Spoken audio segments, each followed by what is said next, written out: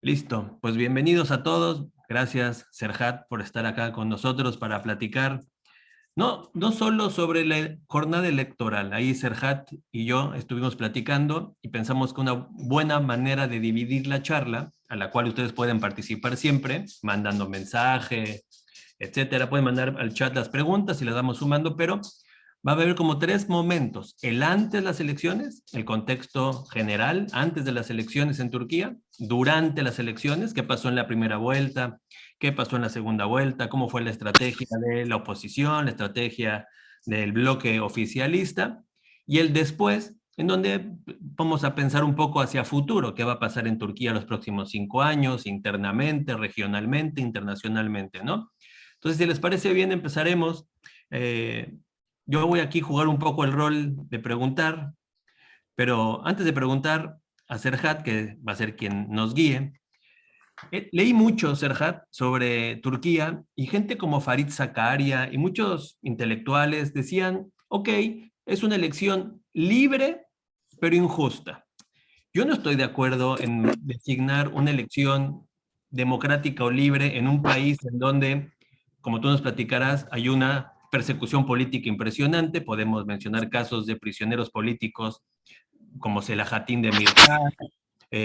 Por otro lado, tenemos una prensa bastante controlada por el régimen. Tenemos instituciones del gobierno, como ahí está el cartón, ¿no? Como Kilijaroglu tenía que ir librando obstáculos en una carrera que pues no era pareja, ¿no? Entonces, mi primer pregunta antes de la elección, Serhat, es, ¿cómo describirías el ambiente anterior a la elección? O sea, hablemos un poquito de las instituciones turcas, el rol que tiene Erdogan en ellas, la media, la prensa, la libertad de expresión. Yo quisiera también que platicáramos en algún momento la Turquía post Parque Gezi, ¿no? O sea, después del Parque Gezi se sacudió el país, ¿no? Entonces, en ese sentido, me gustaría conocer tu opinión sobre la democracia turca. Ah, Pues sí, es un tema que pues con detalle sería difícil, que ocurrieron tantas cosas desde 2013 pero pues empezando con las elecciones quizás y después como antes de las elecciones, eh, lo que pasa es primero como pues difícil de dónde empezar, pero empezamos por el movimiento político kurdo, lo cual es la verdad como es la oposición más fuerte en Turquía todavía, no en términos de votos, porque como se ve es como después y antes de las elecciones, con cualquier cosa, el movimiento político kurdo muchas veces es el único movimiento que realmente puede oponerse un poco. Eh, entonces, lo que pasa es, antes de las elecciones, primero, el movimiento político kurdo no ha podido participar con su propio partido político, lo cual es HDP, eh, eh, Partido Democrático de los Pueblos, que el Corte Constitucional tenía un caso que quería cerrar el partido, como prohibir toda su actividad. Entonces el partido pidió que se pospusieran esa investigación según jurídico hasta después de las elecciones, y esa petición no ha sido aceptada. Entonces, en ese momento, el movimiento político kurdo iba a arriesgar mucho participando con ese partido, porque si después de que están declarados las listas parlamentarias, Corte Constitucional prohíbe el partido, entonces se queda sin candidatos. Eso pues no se puede arriesgar.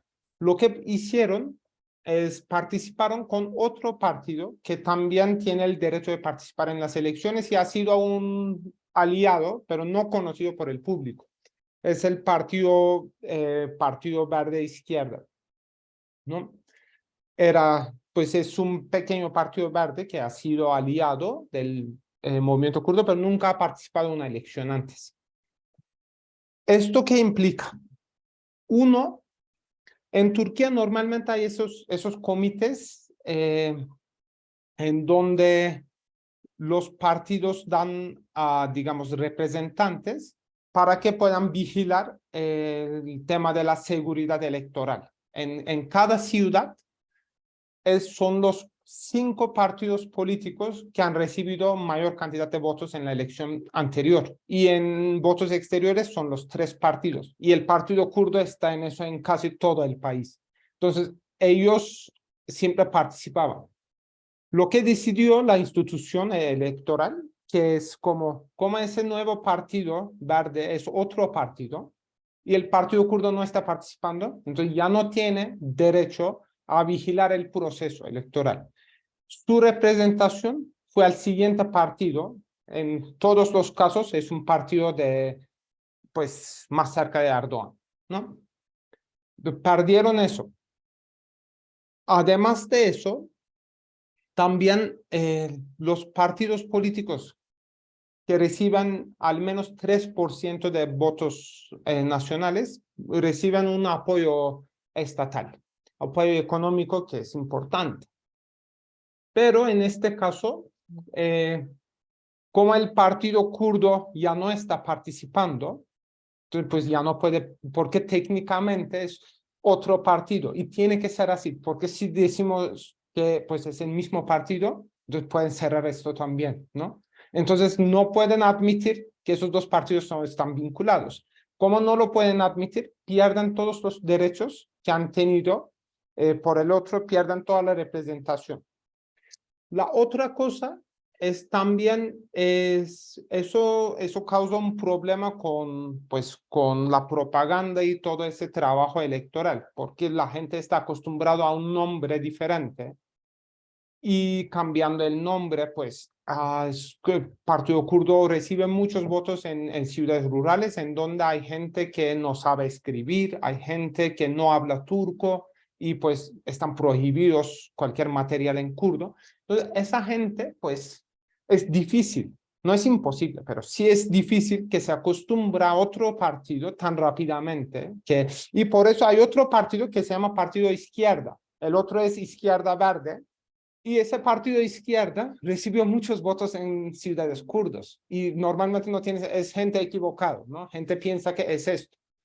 Y pues, más allá, el partido kurdo, por cambiando y participando por otro partido, eso ayudó a Erdogan a aún más criminalizar el partido, como se queda un poco como si están haciendo algo mal. No, mira, el corte quiere prohibirlos y ellos van y abren otro partido nuevo. Es esa narrativa que están huyendo de la ley, como si hay como un Estado de Derecho y pues también les ha ayudado mucho y pues afecta varias cosas, ¿no?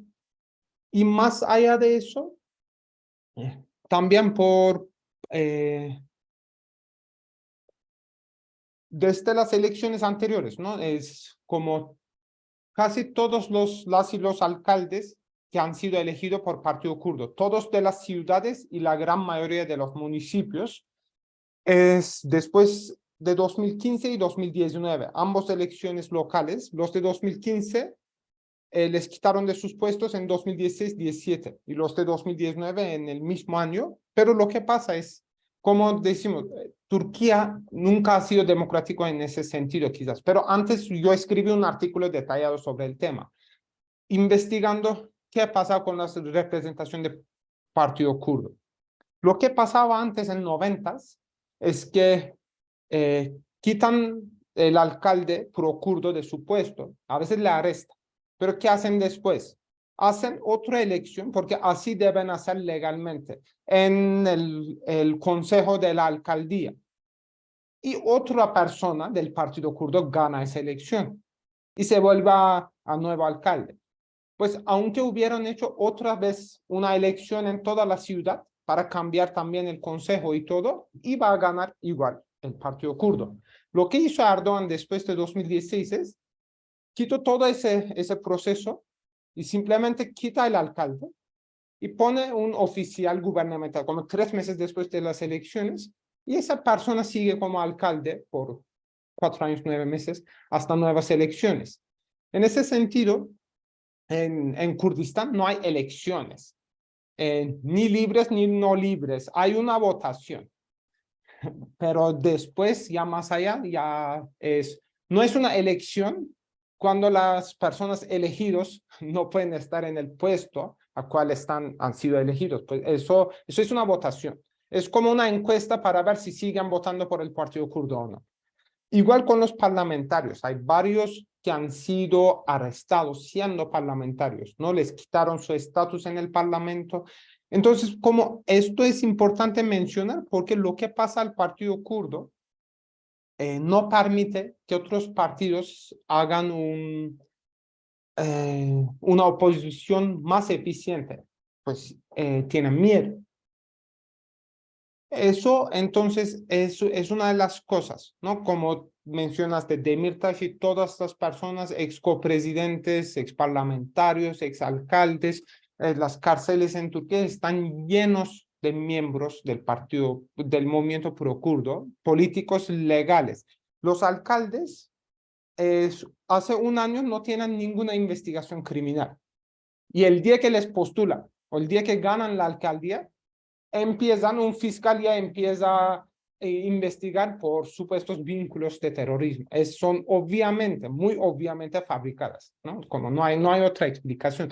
Y el Corte Europeo de Derechos Humanos también en sus decisiones ha dicho eso, como no hay motivo para que Demirtas esté en cárcel, no hay motivo para que esos presos políticos estén en cárcel. Pues no. Aún así, yo digo, como podemos ver en los resultados, pues en ciudades kurdas mayormente ganó la oposición. Eso sí, como siempre, perdiendo un poco de votos, pero la verdad la diferencia no es tanto. En términos de representación, por ejemplo, parlamentarios, en las ciudades que son mayoritariamente kurdas, en 2018, el Partido Kurdo tenía 4 parlamentarios de 62 y ahora tienen 41 de 60, porque bajó 2. Entonces, pues, y sí se ve, toda el parte kurda, excepto una sola ciudad aquí, es Bingöl. Excepto Bingöl, todas las ciudades en donde la mayoría de la población se identifica como kurdo, pues está en rojo. En ese sentido, sí. Pero lo que no han podido hacer ahí es esa práctica, digamos, antidemocrática en las ciudades kurdas, también le permite controlar todo lo demás del país. Entonces, esto era como del contexto, quizás es pues algo importante, esto era uno de los temas. Pues el otro que también ha afectado mucho legalmente es Erdogan no debería ser un candidato, no, legalmente no debería poder. Esto es algo muy importante, porque la ley que ellos hicieron dice que una persona solamente puede ser presidente 2 veces. Y la tercera vez es únicamente posible si el Parlamento decide nuevas elecciones, pero el Parlamento no ha decidido. Él fue quien decidió. Y la institución que según regula procesos de elecciones en Turquía, lo que decidió es que como esa ley es posterior de la primera época de Erdogan, entonces esos 5 años no cuentan. Pero esto obviamente no tiene sentido, porque la ley no dice eso. No dice que antes es como era algo tan obviamente contra la ley, y lo que es peligroso es que él podía cambiarlo. Él tenía el poder. No podía hacer un referéndum, podía buscar 400 parlamentarios, podía cambiar esa regla de pues solamente puedes estar elegido 2 veces. Podía cambiar 3, 4, 5. Ni se molestó por hacerlo, ¿no? Eso muestra, aunque hubiera sido como muy autoritario, todavía diríamos, bueno, hay una ley. La ley está mal, pero pues hay una ley. No hay, ¿no?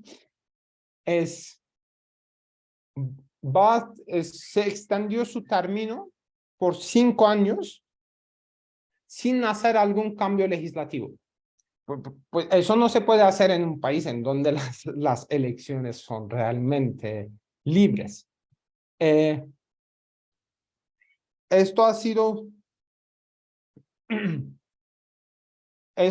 uno de los temas importantes, y también como no hay posibilidad de hacer manifestaciones en Turquía, que incluyó muchas veces trabajos electorales, como la gente siendo detenidos mientras que están trabajando para su candidato. Esto también ha afectado mucho, y pues es, Muy y bien, Serhat. final, Muy bien. Voy a hacer un resumen de lo que Serhat nos ha platicado hasta el momento. Por un lado, nos ha puesto tres ejemplos, muchachos, en el antes de la elección, ¿no? Antes de ver cómo votaron, todo. Por un lado, una persecución estructural a la oposición real, como bien decía Serhat, a la kurda, ¿no? La kurda que ha llegado a tener muy buenos procesos electorales en el Parlamento, sobre todo, y que, como bien decía, ese concepto me gustó que usó Serhat, ha impedido una oposición verídica, me explico, una oposición real que tenga posibilidades. Es, si uno analiza la oposición que se montó para esta elección, Serhat, pues es una oposición muy a las prisas, ¿no? Muy forzada. La verdadera oposición es la kurda, que como tú bien explicaste, fue estructuralmente perseguida, número uno. Número dos, cuando Serhat, y sobre todo a los mexicanos que están presentes, y recordemos, o los que sepan de la historia del PRI mexicano, esta máquina totalitaria que armaba elecciones, que controlaba la prensa, que destruía la oposición, que creaba oposiciones falsas, que se brincaba el Estado de Derecho. Cuando Serhat nos dice que Erdogan ni siquiera se molestó en crear una ley para corregir la trampa que él estaba haciendo, nos está indicando la segunda cosa. La segunda cosa es que el Estado de Derecho no permite un proceso electoral justo y no permite una vida democrática justa, ¿no? Y el tercer factor que dijo Serhat, que me gustaría que se le llevaran también en la parte de antes, es la satanización y criminalización de la protesta social. Aquí voy a hablar un poquitín, ¿no? A mí me llamó mucho la atención, yo estaba en Turquía cuando empezó el Parque Gezi, 2013, una manifestación que empezó muy chiquita, ecológica, y pronto se hizo nacional. Aquí hay una imagen que le dio la vuelta al mundo, aquí creo que la mostré, estoy mostrando y ahorita recuperaremos, ¿no? Esta es una imagen muy famosa, se llama La Mujer de Rojo. Gezi, para mí, demostró dos cosas, Serhat. A ver qué opinas tú. Por un lado, Gezi y lo que sigue después de Gezi, porque también hay otras resistencias. La resistencia de la Universidad Bogazici, por ejemplo, donde los académicos se han negado a que la controle el gobierno, o sea, el aparato gubernamental controlando las universidades, ¿no? Pero Gezi nos demostró que si bien el juego electoral formal es muy injusto, como lo describió ahorita Serhat, la plaza, el espacio público, está en competencia, porque ahí hay fotos, hay imágenes, las redes sociales también juegan un rol. O sea, yo quiero también saber un poco qué opinas tú de que si bien en Turquía parece que es difícil ganarle a la maquinaria del AKP electoralmente, pues sí se podría pensar en una oposición más bien de tipo del espacio social, ¿no? ¿Qué opinas tú, Serhat? pues sí, lo que iba a cambiar mucho las protestas de Gezi es, antes las protestas usualmente muchas veces ocurrían o en las ciudades kurdas o también en contextos relativamente más pequeños, como en ciertas huelgas con algunos obreros sindicalizados. Y las personas usualmente reciben información sobre eso de la tele o de la prensa, y pues la prensa tenía una manera de representar cosas completamente diferentes, especialmente en las ciudades kurdas, ¿no? Es que unos terroristas tiraron una molotov, no sé qué, ¿no? Entonces la gente lo leía y de verdad creía en eso. Lo que pasó en Gezi, que como yo vi en la universidad que muchos compañeros que antes pues no participaban a protestas, pues empezaron a ir. Y después dieron cuenta cómo representa esos medios de comunicación ya en 2013 los hechos completamente en una manera falsa. Como ellos van a la protesta y vuelven a la casa y abren la tele y ven un discurso que ya saben que es completamente falso. Entonces, claro, algunas personas empezaron a decir, mira que mienten tanto sobre qué pasó en Ankara, qué pasó en Estambul. Sí, pues quizás nos estaban mintiendo todo ese tiempo, pues sobre qué pasaba hasta ahí en Kurdistán, ¿no? Que muchos nunca fueron y ni lo vieron, es un parte muy militarizado. Entonces, eso nos dio mucha esperanza, porque eso parecía que iba a permitir un diálogo que antes no existía. Y yo creo que el gobierno también vio eso y por eso ha sido tan duro en Gezi y lo reprimió lo máximo posible. Satanizó como cualquier voceros. Ahora hay muchas personas encarcelados por supuestos vínculos al Gezi. Y pues yo creo que lo que no querían es esa plataforma de diálogo, porque allá había personas que eran nacionalistas turcas, ¿no? Quizás del partido más socialdemócrata, pero pues sí, venían con banderas de Atatürk, venían con banderas de Turquía, y había parlamentarios kurdos o del partido pro-kurdo en la época que participaron desde el principio, algunos han sido hospitalizados. Entonces, allí había una posibilidad de convivencia y el gobierno pues hizo todo lo posible para destruir esa convivencia y lo logró en la época, pero se puede construir otra vez y han sido cosas, por ejemplo, en 2016, famoso petición de académicos por la paz que ha sido firmado por más de 2000 académicos criticando las violaciones de derechos humanos en las ciudades kurdas. Lo que pasó es han sido perseguidos, muchos han sido despedidos. En esa época, más de 6000 académicos han sido despedidos de sus puestos en universidades sin alguna investigación criminal por decretos presidenciales. Y eso siguió igual en las escuelas con maestros del sindicato más pues hay varios sindicatos que se definen como izquierda, pero esto, obreros de ciencia y educación, era lo que ha sido vinculado con estos movimientos y era realmente, estaban haciendo una diferencia muy importante en las escuelas. Y pues muchos también han sido despedidos directamente por decretos. ¿Y quién viene en lugar de ellos? Son muchas veces pues gente que apoya a Erdogan o algunas veces gente que no, pero ya aprendió bien que si quiere mantener ese puesto, pues mejor se caiga. Entonces, lo que pasa es ese tipo de pensamiento crítico ha sido expulsado de las universidades, después por otras maneras, quizás más sutiles, con excusas, con investigaciones. Por eso tenemos una diáspora muy grande de intelectuales académicos que están viviendo en todas las partes. Muchos tenemos casos jurídicos, procesos legales que pues estamos intentando volver a puestos que no hemos sido expulsados por motivos académicos, no por de criterios intelectuales, sino claramente políticos. Y pues trabajar sobre algunos temas como el conflicto turco-kurdo. Pues yo tuve una investigación solo para usar el nombre, como hacer una presentación que se llamaba Las raíces históricas del conflicto turco-kurdo. Y hablaba de las raíces históricas de verdad del Imperio Otomano tardío y de la primera década de la República. Y ya, entonces pues no estaba vinculado con ningún actor que está vivo, pero aún así pues simplemente por mencionando el nombre, ¿no? Y pasa lo mismo con genocidio armenio, que es por simplemente mencionar el nombre ya es imposible en las universidades de Turquía, ni públicas ni privadas. Es imposible trabajar esos temas.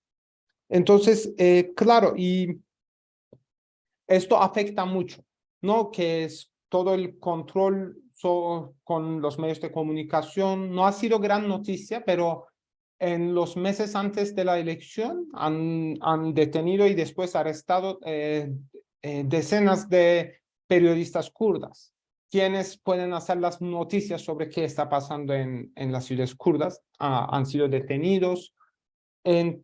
Pues entonces no se puede hablar, y los medios de comunicación pública que casi nunca muestran nada de la oposición.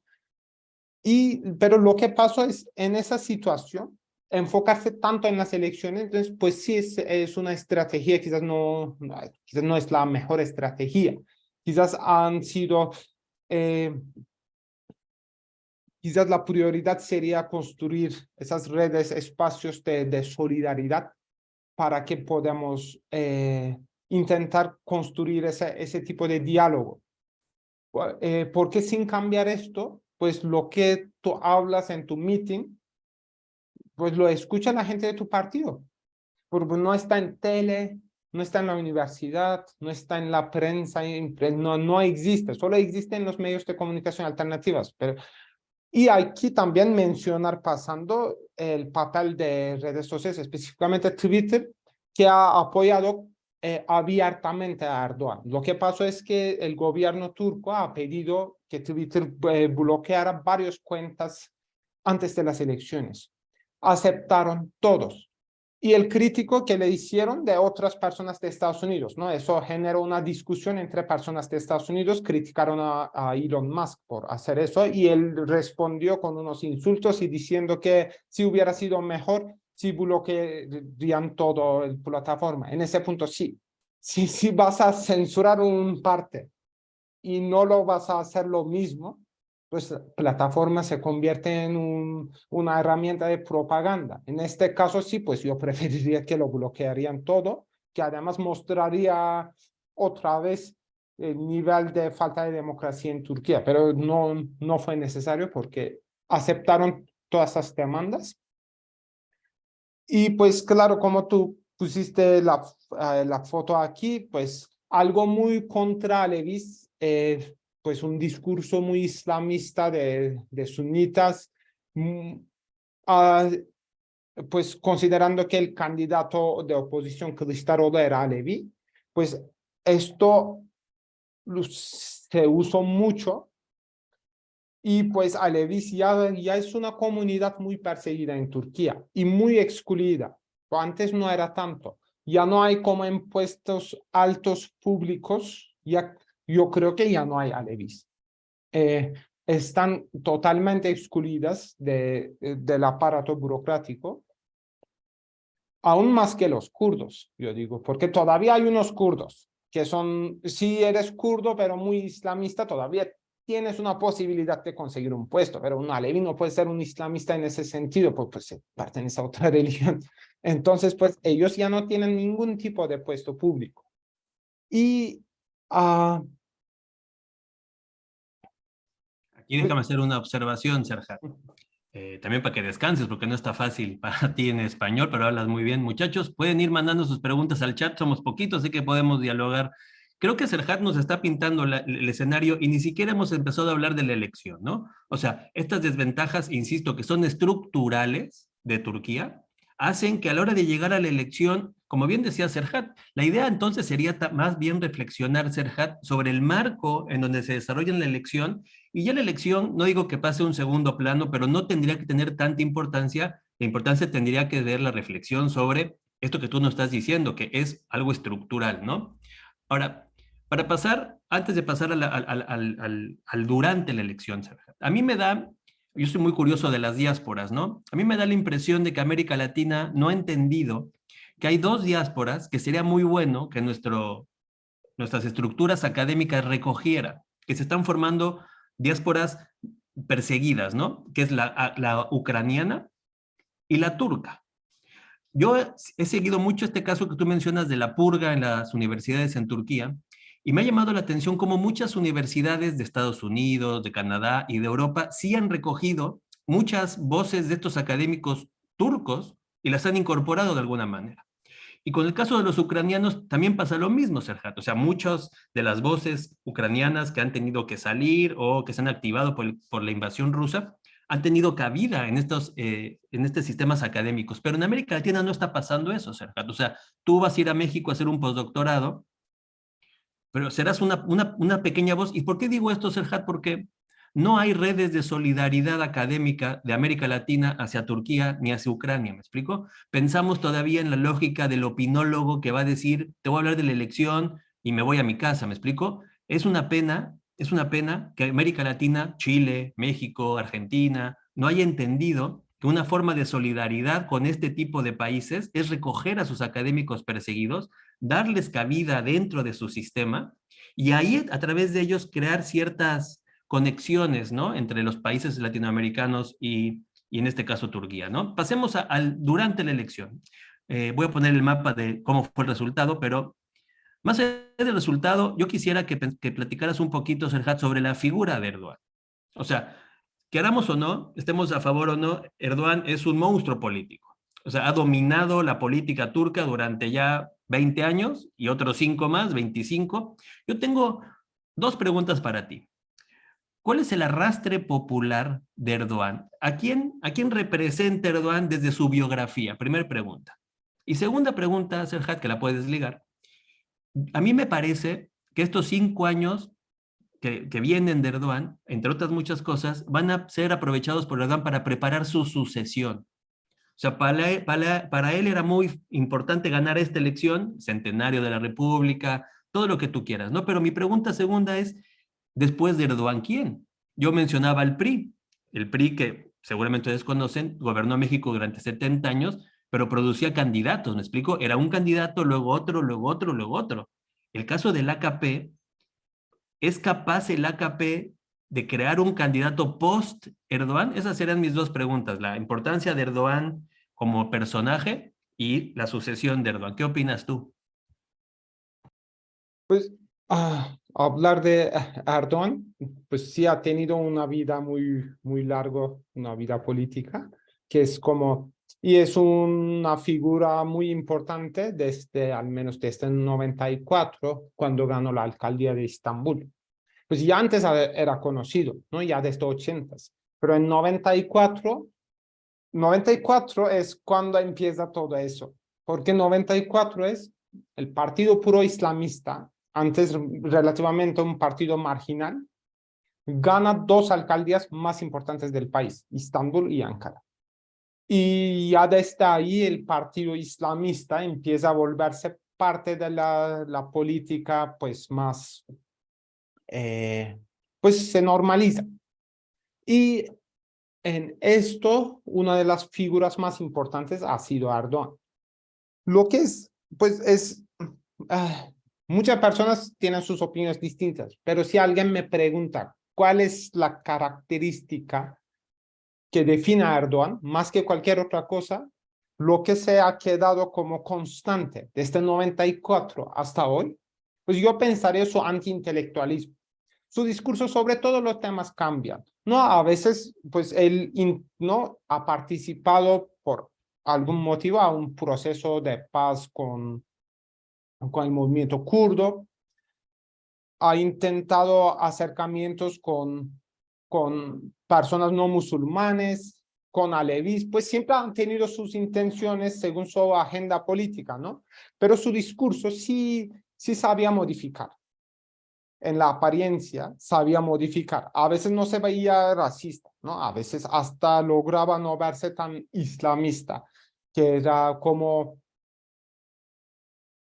sabía bien de decir las cosas de otra manera. Casi en todos los temas se puede buscar que él dijo una cosa y después dijo algo completamente en contra. Yo creo que el único sería antiintelectualismo. No creo que podemos encontrar algo que él dijo que es positivo sobre los intelectuales. Él siempre, aunque son de su propio partido, nunca le han caído bien. A él no le gusta. Esa clase intelectual a él no le gusta. Y esa clase intelectual para él es una clase amplia.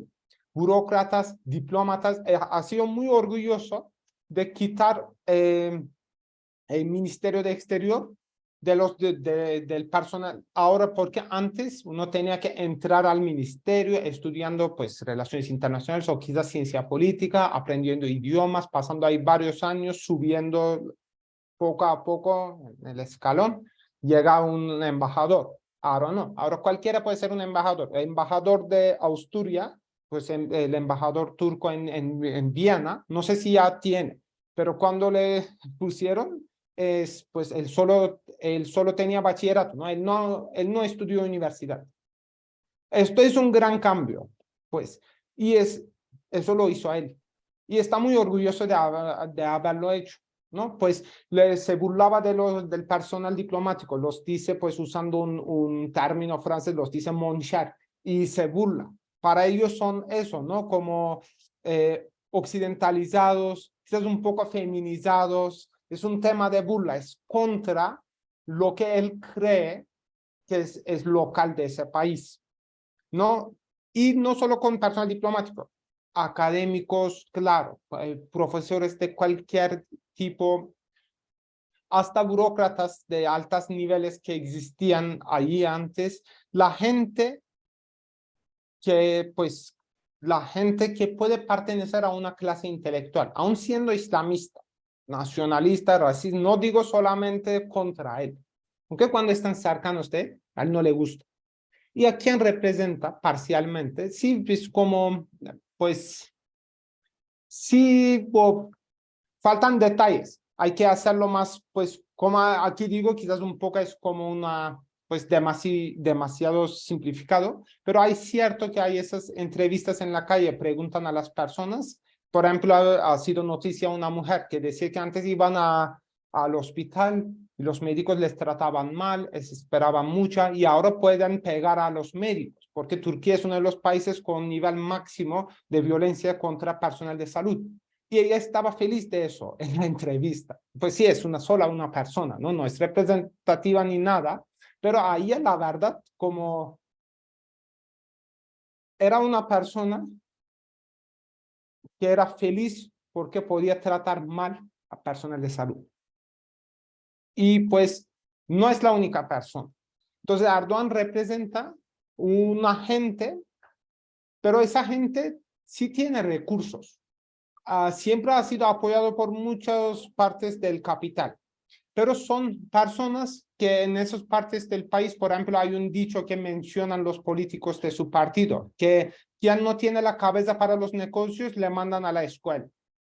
No, ese tipo de tradición, ¿de dónde viene él? Él también ha sido así, ¿no? Pues metiéndose en negocios diferentes,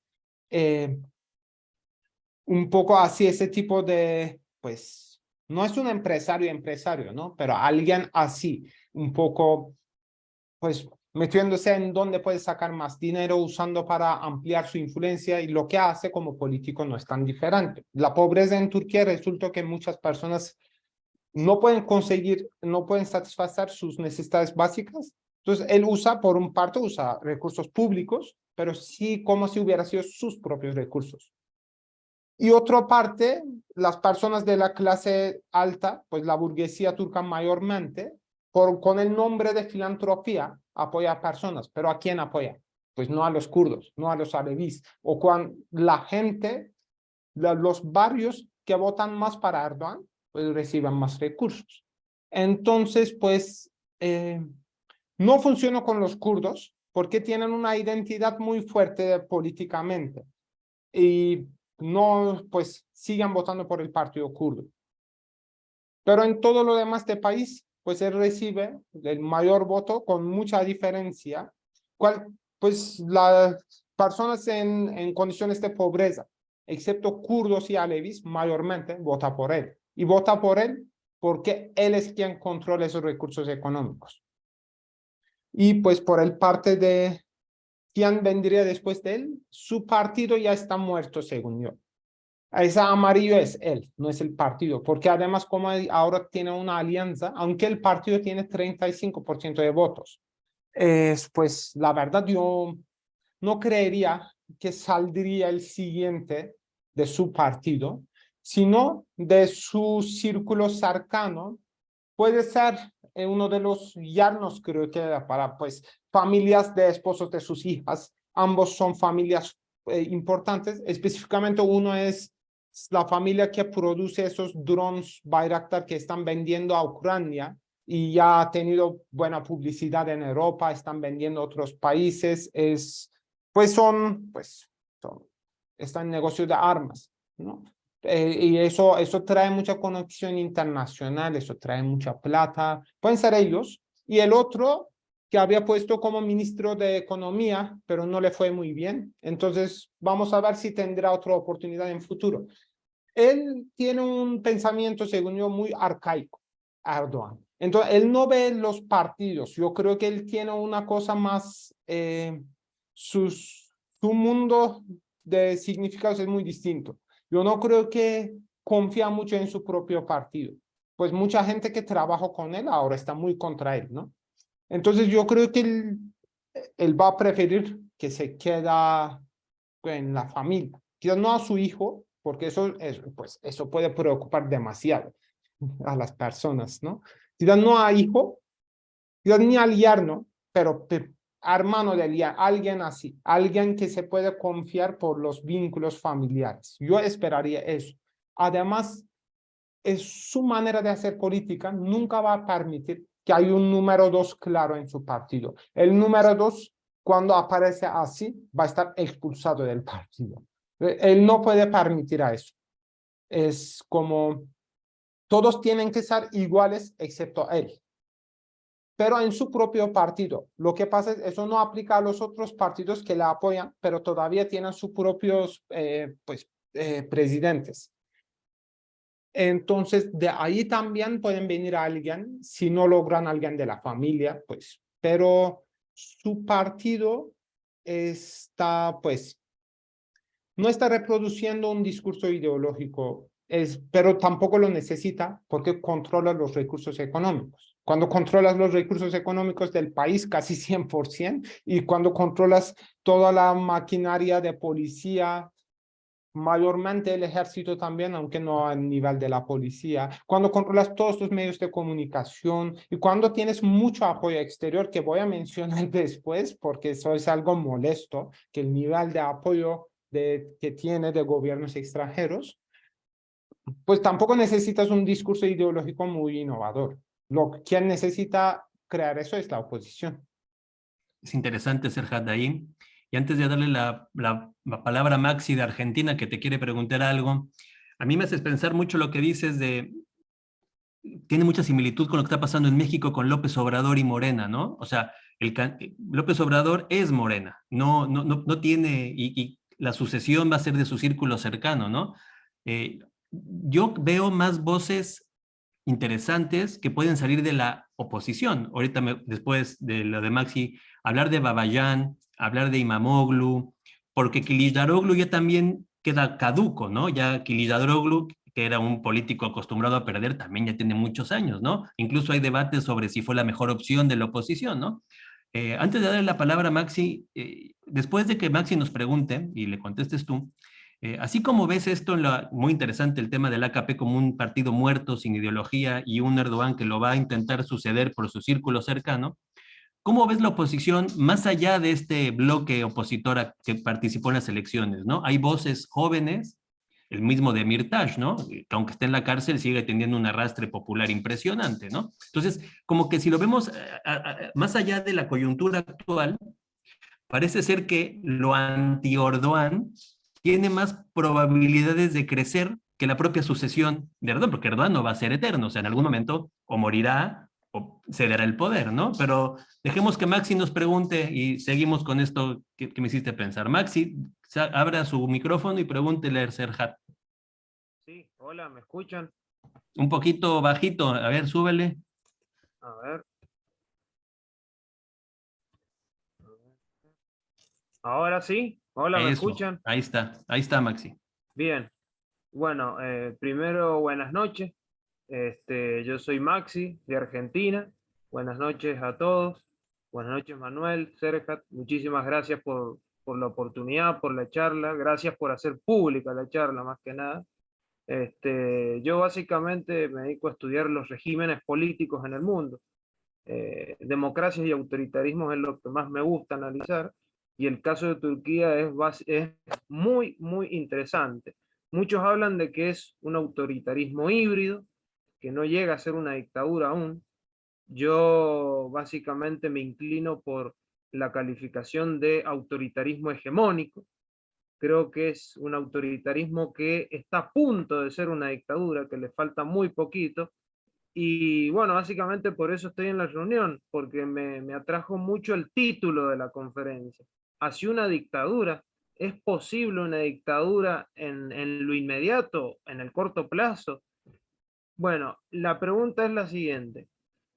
Ustedes, les pregunto a los dos, ya que están, les pregunto, ¿cómo calificarían específicamente al régimen turco? ¿Es una neodictadura? ¿Es un régimen autoritario? ¿Es un autoritarismo blando? ¿Cómo lo califican, básicamente? Y otra cuestión que va unida al tema del régimen político y está vinculado al tema del régimen político, es preguntarles por la sociedad civil turca. ¿La sociedad civil turca tiene el poder necesario para evitar una deriva dictatorial propiamente dicha en ese país? Esas son las dos preguntas que les quiero dejar acá ahora. ¿Puede ser? Mil disculpas por las molestias. No, Maxi, gracias a ti. Serhat, adelante usted primero. Entonces, tenemos dos preguntas. La primera de Maxi, ¿cómo calificas tú el régimen en esta búsqueda de conceptos que nos hagan discernir qué es Turquía? Y la segunda, la sociedad civil. Así que Exacto. adelante, Serhat. Pues, lo que yo usaba en los artículos, pues yo vinculo mucho con la literatura sobre autoritarismo neoliberal, simplemente porque es interesante que él normalmente se esperaría que haría el Estado más fuerte, ¿no? Como usualmente, pero él no hizo eso. Él ha debilitado constantemente el Estado, pues entonces lo que queda al final es la privatización de hasta la seguridad. Por ejemplo, ahora hay muchos como grupos armados operando en Turquía que desde 2016 y no existían. Antes Turquía tenía un Estado muy fuerte que no permitía, como digamos, Turquía no ha tenido realmente ese tipo de paramilitarismo. Tenía grupos, pero pues estaban controlados por el Estado. Y pues ahora no. Y Erdogan, la verdad, ha debilitado mucho el ejército también, ¿no? Como cerrando todas las colegios militares, cerrando la academia militar, que tiene una historia pues, muy larga, cerrando la academia de policía, como, y en el término eso que pues lo que otro tipo de dictador haría más fuerte, él no lo está haciendo. Y igual con la burocracia, igual con los procesos políticos. Lo que él hace, a veces dice, siempre habla a los empresarios, que gracias a mí no tienen que preocuparse de las huelgas, gracias a mí no tienen que preocuparse de esto. Entonces, lo que apoya a él más que todo, él controla. Algunas personas de su partido han dicho antes que nosotros estamos gobernando como si hubiera sido una empresa, el Estado. Es un sentido de quitar todo el carácter público del Estado. Y el Estado no sirve para nada el público, sirve quien es su dueño. Y después el dueño por ahora es él. Y yo creo que su mayor apoyo sí viene de ciertos grupos de capital. La construcción, que ha sido siempre de él, que nosotros vimos en el terremoto este año, resultados de ese sector de construcción para mayor ganancias, sacando los permisos de alcaldías de su partido, haciendo edificios que se caen en el primer terremoto. Pero también esos, como ganaron mucho dinero en Irak, en el norte de Siria, seguro que están esperando en Ucrania también, ¿no? Están esperando para que cuando termine la guerra, ojalá les permitan hacer los edificios otra vez. Ese grupo vive después de la guerra y de la destrucción. Cuando en 2015, 2017, 16, pues 17, destruyeron varias ciudades kurdas, los destruyeron, pues con bombardeos, ese grupo es quien lo construye otra vez. Entonces, ese grupo ganó mucho dinero gracias a él. Pues los sectores pues, militares, y también hay otros que están muy vinculados a negocios ilegales, pero en general el sector privado ha recibido mucho apoyo estatal últimamente, como créditos y después no pagan y pues nunca pueden estar bancarrotos, siempre va a como pues deuda sin interés, que después hay una indemnización, al final nadie paga, privatización de toda la empresa, pero privatización es como lo vendes barato a un amigo, básicamente, y después es como, entonces lo que él hizo, no, es difícil que resuelta, vuelva a un dictador, pues, típico. Él no va a permitir al Estado tanto poder. Entonces, lo que puede pasar en Turquía, pero la cosa es como preguntaste, la sociedad civil está muy debilitada en Turquía, pues arrestaron, prohibieron mucha gente en diásporas, otra gente pues está trabajando, además todo el tiempo medios de comunicación están poniendo como esos como traidores porque reciben fondos de Europa o de Estados Unidos o de otros países, pero nadie les paga en Turquía, entonces pues necesitan recursos, ¿no? Pero pues no reciben nada del público en Turquía, no pueden hacer absolutamente nada, entonces cuando reciben dinero de otros países siempre van investigadores cada mes revisando todas las cuentas, causando la mayor cantidad de problema posible. En ese sentido, ha sido debilitado, pues, y mayormente está dirigido por la diáspora. Siendo honesto, pues como hay unas personas en Turquía trabajando mucho, como lidiando con todos esos problemas, y todo lo demás viven en otros países, participan por el Zoom. Eso pues no va a permitir mucho. Entonces lo que va a pasar en Turquía yo pienso que es como un mayor autoritarismo, mayor control, pero puede construir algo como,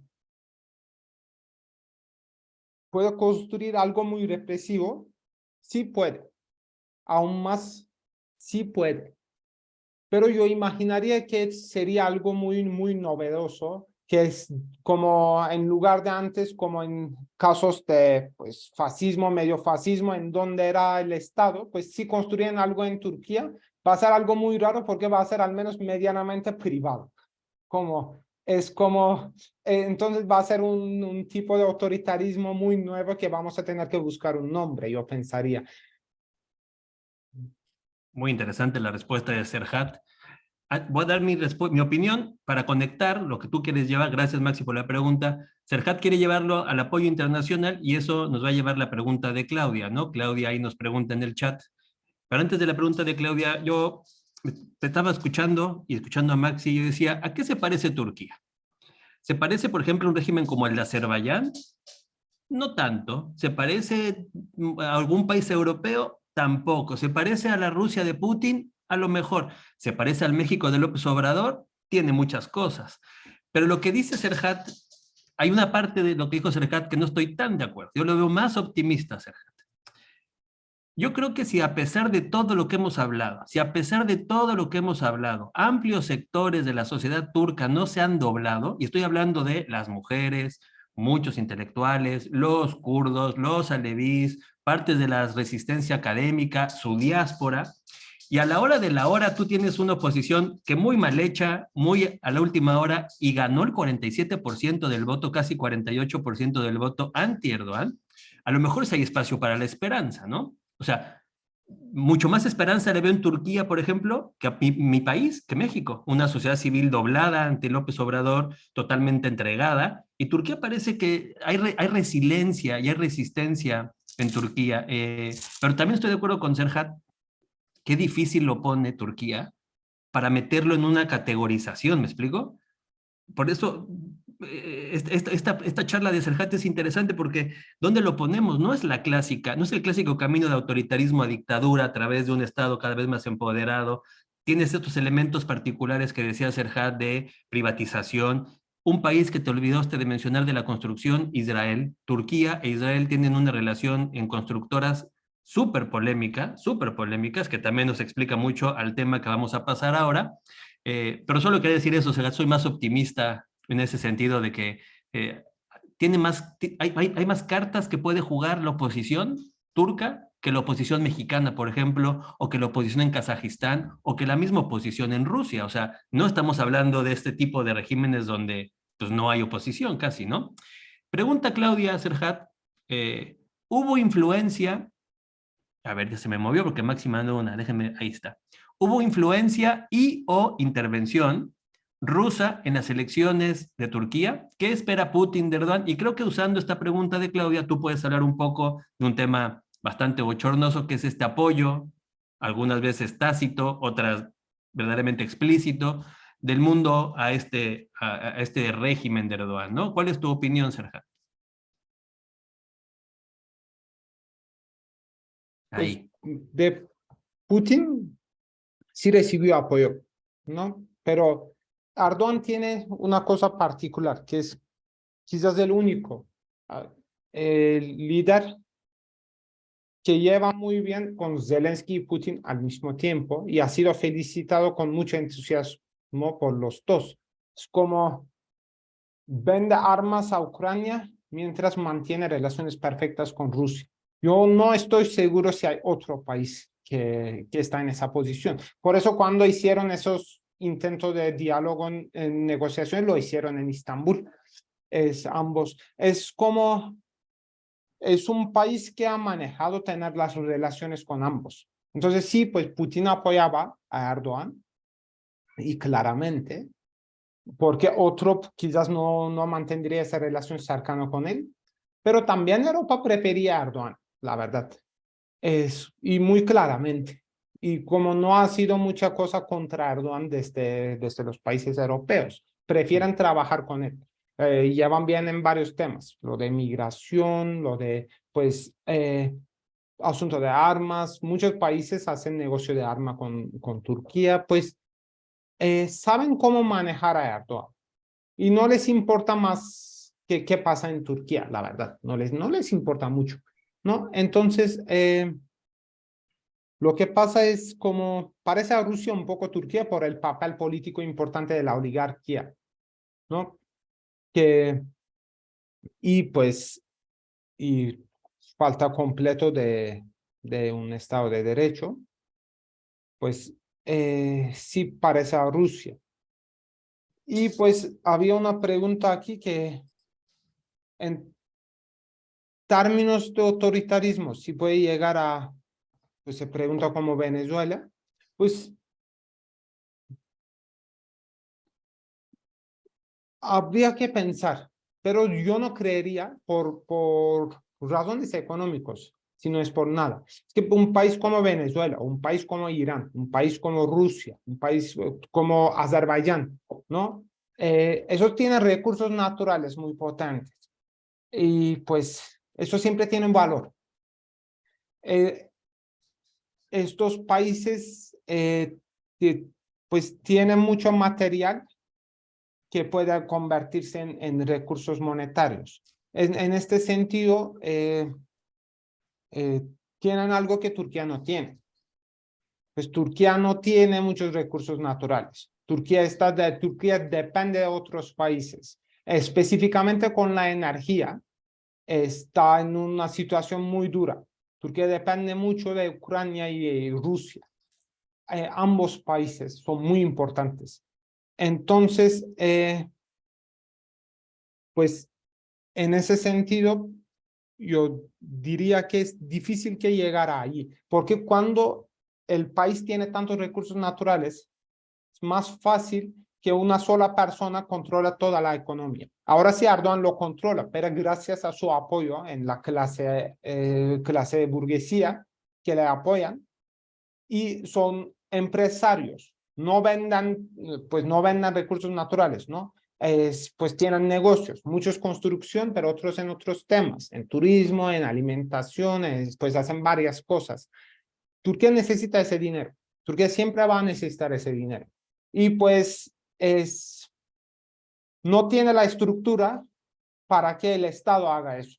Requieres algo como nivel Unión Soviética para poder hacer eso. Turquía no tiene ese nivel. No puede organizarlo. Eso va a quedar en manos privados y siempre va, pues es obvio que pues poner una en cárcel, repartir sus bienes entre otros, sí. No puedes echar todo. Eso hace que el gobierno depende mucho a actores no estatales. Muchas veces ni viviendo en Turquía, muchas veces ni son ciudadanos, simplemente invierten dinero, invierten en negocios y apoyan a él.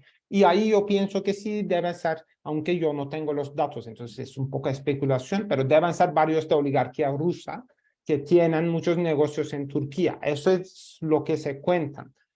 Y pues también hay muchas personas de países árabes que pues inviertan mucho dinero en Turquía. Y la regla es básicamente eso.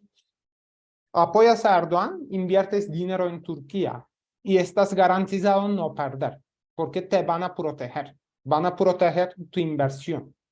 Entonces, pues es este tipo de gobierno. Y en ese sentido, sí, yo creo que la mejor comparación puede ser Rusia, porque la verdad todo el mundo piensa a Putin como una única persona gobernando un solo país, pero la verdad es como tiene mucho apoyo de una clase grande de oligarquía que tiene muchos bienes y negocios en todo el mundo, Europa, Estados Unidos, equipos de fútbol, equipos de otros deportes, yates en todos los océanos, pues en un nivel menor, ¿no? La oligarquía turca no es tanto como oligarquía rusa, pues no, pero yo creo que es más una cuestión de escala. Entonces yo pienso que parece más a esto que pues que un país como Venezuela o Nicaragua es muy distinto. Entonces yo pensaría así una comparación y pues Asia Central o Azerbaiyán, como Manuel mencionaba, pues no es una buena comparación porque son países muy aislados, son países que no están muy integrados a la economía capitalista europea.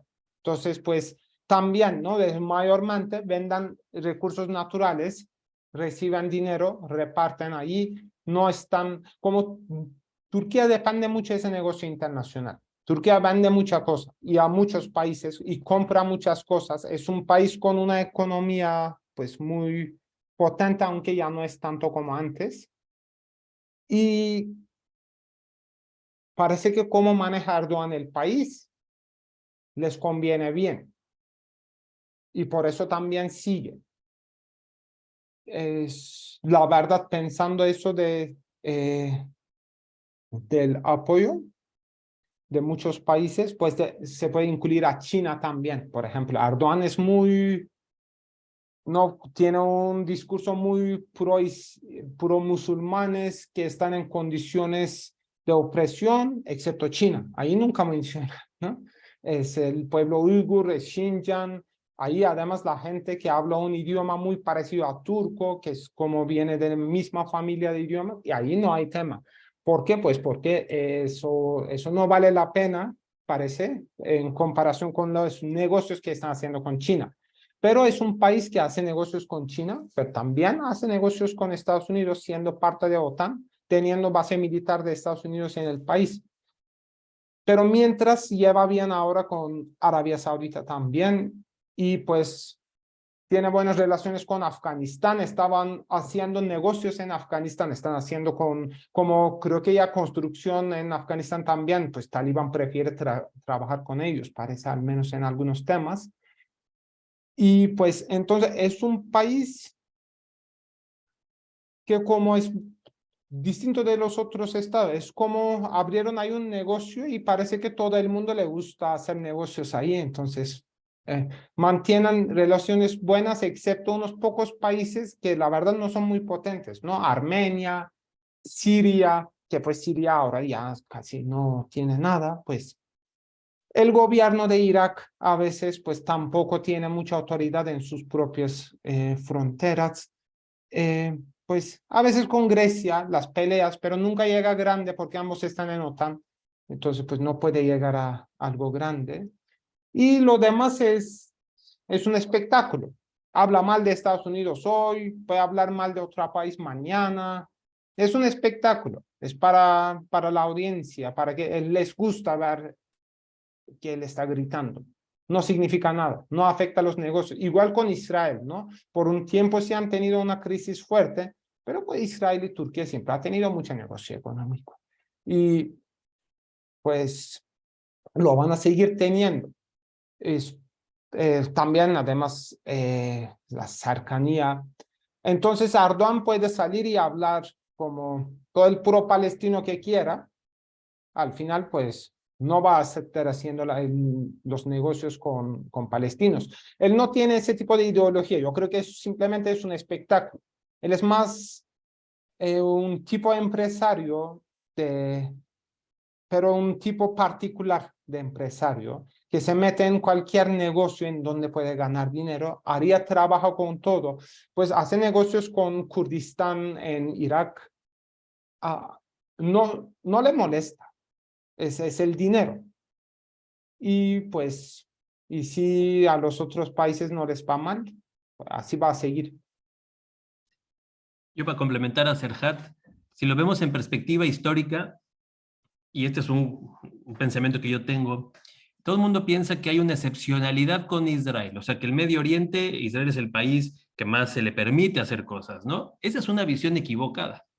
Cualquiera que vea con ojos imparciales la historia moderna del Medio Oriente va a entender, y es muy claro, que al que se le ha dejado hacer absolutamente todo con una impunidad impresionante es Turquía. Se le ha dejado invadir otros países, se le ha dejado bombardear otros países, anexarse territorio de otros países, violar el derecho internacional, violar todas las reglas del comercio, amenazar a los armenios, a los chipriotas, a los griegos. O sea, Turquía es impune crear una red que no lo hemos mencionado, Serhat, esta red de la diáspora turca, mafiosa, digamos, estos grupos aliados de los lobos grises, que operan tipo mafia en muchos países de Europa. O sea, cuando lo vemos más allá de la ideología y vemos los hechos, desde que se crea el Medio Oriente moderno, que en mi opinión es 1923, con el intercambio de población Grecia y Turquía, para mí ese es el momento, pum, ahí para mí inicia Medio Oriente moderno. De ahí en adelante, a Turquía, Estados Unidos, Rusia, la Unión Europea, el mundo árabe, le ha dejado hacer absolutamente todo. En su época secular, entre comillas, en la época kemalista, y también ya en la época turco-islámica que tenemos con Erdogan, ¿no? Ese es el cambio de enfoque que nos falla, y no lo tenemos, Serhat, porque no tenemos una academia especializada en Turquía que nos lo haga ver así, ¿me explico? Tenemos una academia en América Latina muy enfocada en el conflicto palestino-israelí. No es una opinión, es un hecho incontestable. Vean los términos de cuánta producción académica hay sobre ese conflicto en relación a otros. Entonces se nos va un poquito esa excepcionalidad turca que sí existe, ¿no? Y la historia reciente lo demuestra, ¿no, Serhat? Falta de respeto a los representantes Le europeos. ¿Se voy a acuerdan de preguntar esta mañana. mujer que, no la, que la quitaron, ¿no? Este uso inmoral de la inmigración siria, los refugiados sirios son una herramienta política a manos de Erdogan, más allá de lo que uno puede opinar. El problema en el Mediterráneo, cómo incide en la política del Kurdistán iraquí, que lo dijiste perfectamente, cómo ha incidido en Siria, en el norte, impunemente. O sea, Turquía ha hecho en el norte de Siria lo que se le pega la gana, lo que se le pega la gana. Con lo de Armenia, Serhat, era para que nos escandalicemos. O sea, el apoyo que tiene Turquía a Azerbaiyán en su agresión a Armenia es inmoral, o sea, es impresionante y no hay un peso de pagar, me explico, no hay un BDS contra Turquía, no hay llamadas a boicot de Turquía, la gente sigue usando Turkish Airlines, súper interesante, consumiendo las telenovelas turcas en la televisión, viajando a Turquía, es increíble, o sea, esto amerita una reflexión más profunda, cómo Turquía sale impune, ¿no? De todo esto. Para ir cerrando, Serhat, y no quitarte muchísimo más tiempo, porque ha sido súper interesante, por lo menos para mí, escucharte. ¿Qué esperas tú de estos 5 años? O sea, más allá de lo que ya nos has ido llevando de la mano en el antes, en el durante, ahora, ¿qué esperas tú de los 5 años que nos vienen con Erdogan? Pues una cosa es como, pues hay un aumento de nacionalismo turco y hay un aumento de islamismo. que va a seguir, pues como vemos ahora lo que pasó es como la oposición hizo unas alianzas para que pues hay una oposición más grande. Entonces ya participaron, como ahora tenemos 3 partidos islamistas por el parte de la oposición. Pues algunos como Babayan es más liberal, pero los otros 2 pues son bastante conservadores. En varios temas no son tan diferentes a Erdogan. En algunos sí, pero en muchas cosas no. Y esas cosas desafortunadamente incluían temas muy importantes como misoginia, leyes, como están problematizando las leyes sobre violencia contra mujer. Y eso, por ejemplo, eso parece que va a seguir. Entonces, un discurso muy anti-mujer hasta, a veces como esos tipos de linchamientos en línea contra mujeres de AKP, de sí mismo, sus propios parlamentarias, ¿no? Y ahora que entró 2 partidos pequeños, aún más radicales islamistas, haciendo alianza con Erdogan, pues son partidos pequeños. Uno va a tener 5 parlamentarios, otro 4. Pero ambos son partidos mucho más radicales que Erdogan, si se puede imaginar. Como uno, por ejemplo, tenía pues su vehículo, su bus de elecciones, y ahí tiene fotos de candidatos, pues 2 hombres, y dentro de la mujer no tenía fotos, sino con pues, una silueta en negra. Pues ese tipo de política ya está en el Parlamento también, y también en la oposición ahora hay islamistas. Igual con el nacionalismo turco que puede llegar hasta racismo, que a veces llega, que vimos en el tercer candidato en la primera ronda y su partido de Victoria, que tiene un discurso, es muy tipo derecha extrema de Europa. Es una versión, pues es una adaptación turca, ¿no? Anti-inmigrante, racista, pero pues en lugar de ser europeo, pues es una versión turca. Parece mucho. No tiene mucha diferencia entre ellos y pues los de derecha extrema en Grecia, excepto que pues, se odian entre sí, pero el discurso no es tan diferente. Entonces, pues esto lo que va a hacer es ahora tenemos más extremistas, lo que va a permitir a Erdogan, pues, va a facilitar y legitimar lo que él está haciendo. Porque por la primera vez su partido no va a ser lo más islamista en el Parlamento, ¿no? Entonces, ahora vamos a escuchar personas aún más radicales en el Parlamento y eso va a permitir que, pues, es como el partido de Erdogan no está tan mal, ¿no? Porque es mejor que esos otros 2 que pues igual muy mal, pero la gente va a comparar con lo más extremo, igual con el nacionalismo turco, que ahora que hay más visibilidad, esos partidos que tienen casi inventaron un tipo neonazi, pero pues adaptación turco, pues ahora quizás no va a haber tan extremista lo que dice Erdogan. Eso yo veo como un peligro muy grave porque antes él era lo más extremista, él era quien decía cosas más escandalosas, no las cosas peores de misoginia, anti-LGBTI, anti-kurdo, anti-intelectual, lo peor decía él, o gente de su partido, y ya no va a ser así. No es porque ellos van a hablar mejor, ellos van a seguir lo mismo, es porque entraron gente peor haciendo alianzas, y pues eso ¿en qué va a resultar? Pues en algunas cosas las políticas van a seguir, las políticas de guerra, la política de deshumanización, lo de la opresión política. Y pues lo que yo espero, pues por los próximos 5 años, pues hay personas que son más optimistas. Yo no tanto en corto plazo, porque además los partidos de oposición ahora están en crisis después de la elección, se están peleando entre sí. Es como, sí, como mencionaste, ¿no? Si Kılıçdaroğlu no hubiera sido el candidato, si hubiera sido el otro, si va a renunciar, si no va a renunciar, si es su aliado y que es un partido también de derecha extrema, nacionalista, pero secular y de la oposición, que no trabajaron suficientemente, sí trabajaron suficientemente, hasta el partido kurdo que está dividiendo porque pues hay una brecha entre Demirtaş en cárcel y quienes manejan el partido desde fuera. Y pues en partidos pequeños izquierda, igual como están renunciando presidentes, están teniendo mucho problema. mientras el partido de Erdogan no, porque lo que les unió no era ideológico. Él y pues, pues los que le apoyan eran mayormente intereses pues, económicos, de intereses de ejercer mayor poder, y lo van a poder hacer. Ellos están bien, ellos no están teniendo problema, y el papel de Erdogan es un poco como repartidor. Esto para ti, esto para ti, esto para ti, y todo el mundo queda contento. Entonces, ellos no están teniendo crisis, no creo que lo van a tener mientras que tengan a Erdogan ahí, con el partido, porque tienen un acuerdo y el acuerdo está funcionando. Mientras en la oposición, pues la oposición ahora ni tiene suficientes recursos materiales y los kurdos, ¿quién vota? Alguien puso. Pues en el partido votaron por el partido que yo había mencionado. Por presidente apoyaron al candidato de oposición, Kılıçdaroğlu, cual también ahora es un tema muy controversial, ¿no? Porque muchas personas dicen que deberían tener su propio candidato en la primera ronda y pues si no queda segundo, deberían decidir en ese punto, que era un error que apoyar a candidato de socialdemócratas desde el principio. Otros dicen que no, pues entonces todos esos temas es como pasa un poco.